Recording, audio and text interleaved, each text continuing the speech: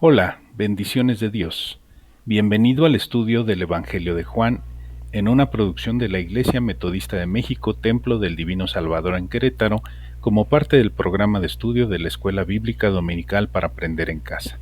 En este video veremos la introducción al Evangelio de Juan, el libro de estudio de nuestra Iglesia en el año 2020. Comenzamos. En esta lección vamos a estudiar los temas de el autor del Evangelio de Juan, el contexto, el propósito, el contenido, la visión y el esquema general de este Evangelio. El autor del Evangelio de Juan. Auténtico judío, profundamente religioso y buen conocedor de las tradiciones y expectativas del pueblo, pero que se había encontrado a Jesús de Nazaret. Lo había tomado como su Mesías, como su Salvador y Señor. Pareciese que buscara veladamente ocultar su identidad en el anonimato, por ejemplo, cuando se refiere a aquel discípulo al cual Jesús amaba en los capítulos 13, 19, 20 y 21, o de quien dice que fue quien escribió estas cosas en el capítulo 21. La tradición entonces atribuye el escrito al hijo de Zebedeo y de Salomé, es decir, Juan, hermano de Jacobo, mencionado en Marcos 3:17, aquel pescador que reclutó Jesús en sus primeros días de ministerio. Teófilo fue obispo de Antioquía y vivió alrededor del año 180 después de Cristo dirigiendo esa comunidad cristiana. Ireneo vivió más o menos en el año 190 después de Cristo dirigiendo la comunidad cristiana de Lyon, en la actual Francia. Fue alumno de Policarpo, quien a su vez fue alumno del apóstol Juan. Clemente de Alejandría en Egipto dirigió esa comunidad cristiana alrededor del año 200 después de Cristo y escribió que Juan fue convencido por amigos e impulsado por el Espíritu de Dios para escribir un evangelio espiritual. Todos ellos afirman que el cuarto evangelio sin duda fue escrito por Juan el apóstol. Tenemos luego también la evidencia del llamado fragmento muratoriano, un documento que contiene una lista de los evangelios canónicos usados en la Iglesia en torno al año 170 después de Cristo, ya que se refiere como reciente al obispado de Pío I en Roma, muerto justamente en el año 157 después de Cristo. Contexto del libro. La tradición, por tanto, atribuye la escritura del Evangelio a principios del siglo II, posiblemente por discípulos del mismo Juan recogiendo los escritos de este. Se suele datar el libro cerca del año 100 después de Cristo y junto con el Apocalipsis y las 3 cartas que llevan su nombre son los últimos libros escritos del Nuevo Testamento.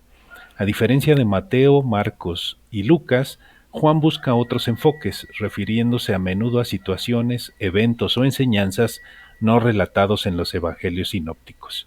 Ello supone el deseo del autor de complementar el mensaje, ya que se acepta que este evangelio fue escrito años después de los otros 3.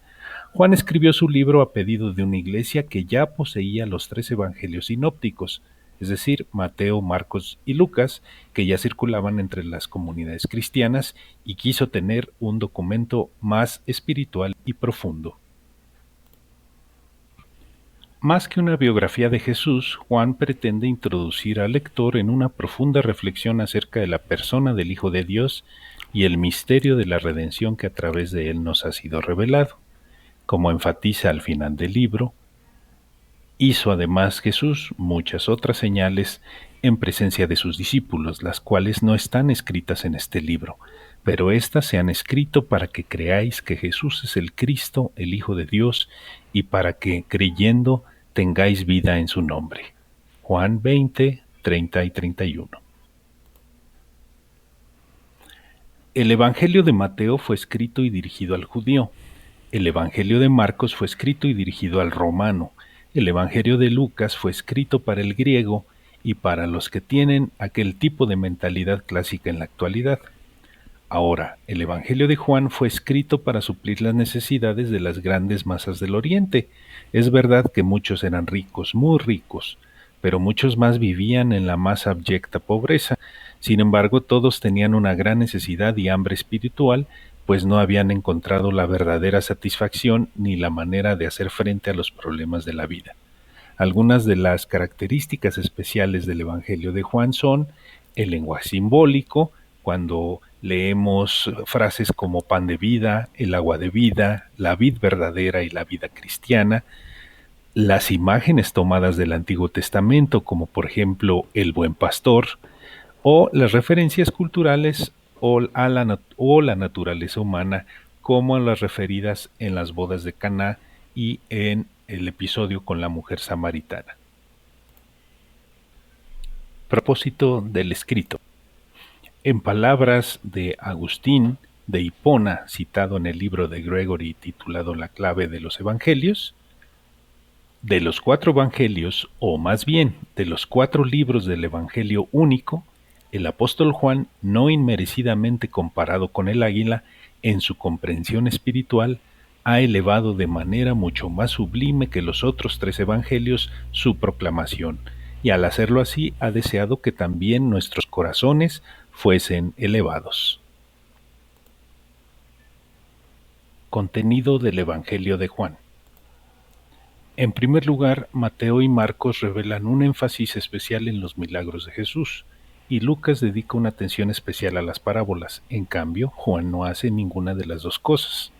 En segundo lugar, los milagros de Jesús en el Evangelio según San Juan son expuestos como señales y fueron elegidos con muchísimo cuidado para interpretar ciertas grandes verdades. Por ejemplo, Jesús, mediante un milagro, alimentó a 5,000 y pronunció entonces su discurso sobre el pan de vida. Hay 11 señales con sus aplicaciones específicas en el Evangelio según San Juan. Ahora, en tercer lugar, no hay parábolas en el cuarto Evangelio. Algunas versiones han usado la palabra parábola en el capítulo 10, versículo 6, pero no es la palabra griega parábola, que se usa comúnmente en Lucas, sino paroimía. La versión Reina Valera la traduce correctamente con la palabra alegoría. La historia del buen pastor, por ejemplo, no es una parábola, sino un discurso. El verbo creer, por ejemplo, se usa más de 100 veces en este Evangelio de Juan, pero en contraste aparece menos de 40 veces en los Evangelios sinópticos Mateo, Marcos y Lucas. La palabra fe no aparece aquí en Juan, pero se halla en los otros Evangelios. La expresión vida eterna aparece 35 veces, pero solamente 12 veces en los Evangelios sinópticos. De modo que lo que tenemos aquí en este Evangelio es el verbo activo creer, que se usa generalmente con creer en o creer a. Es un acto de la voluntad y no un consentimiento estático. No significa solo el hacer una seña afirmativa o aceptar solamente con el intelecto las verdades del Evangelio. Significa que cuando usted, estimado oyente, escucha las verdades del Evangelio, se da cuenta de que Jesús murió por sus pecados conforme a las Escrituras, y eso significa que usted confía personalmente en Él como su Salvador, el que murió para pagar la pena de sus pecados. Esta característica. Visión de Juan. Orígenes, uno de los padres de la Iglesia, dijo: el Evangelio de Juan es la consumación de los Evangelios, así como los Evangelios a su vez son la consumación de las Escrituras.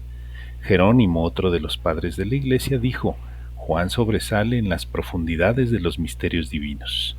Santiago Colros, teólogo, lo expresó así: creo que las Escrituras de Juan han enjugado más lágrimas de penitentes y han ganado más corazones para el Redentor que todas las demás juntas. Otro teólogo, A.T. Pierson, escribió: toca el mismo corazón de Cristo. Si Mateo corresponde a la corte de Israel, Marcos a la corte de los sacerdotes y Lucas a la corte de las naciones no judías, Juan, si recordamos el antiguo templo, nos guía más allá del velo al lugar santísimo.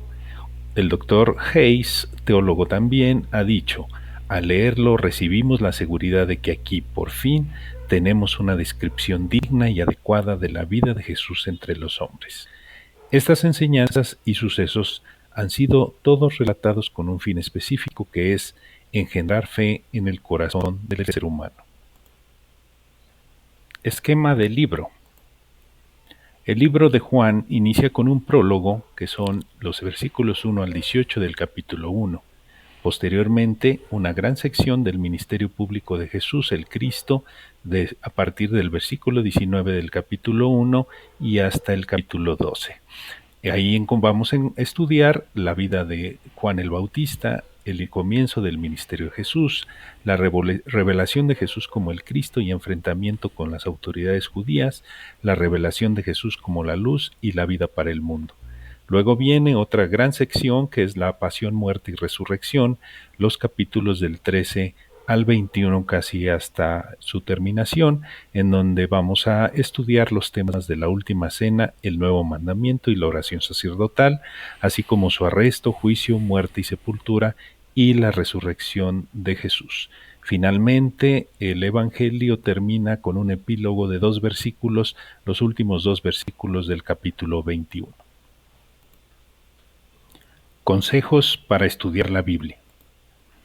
El pastor John Wesley, fundador del movimiento metodista, nos aconseja algunas recomendaciones para estudiar la Biblia. Establece un tiempo para la lectura, si es posible cada mañana o cada tarde.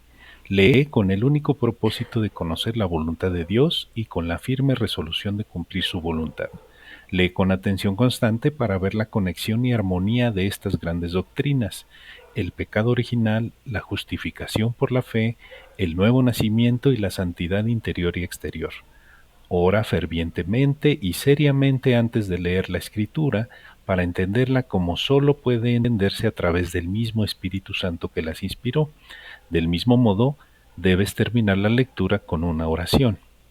Mientras leas, haz una pausa para examinarte a ti mismo, tanto en lo referente a tu corazón como a tu vida. Utiliza de inmediato todo lo que Dios te muestre para tu salvación presente y eterna. Gracias por tu atención a este video. Dios te bendiga. Síguenos en nuestros canales oficiales para más contenido.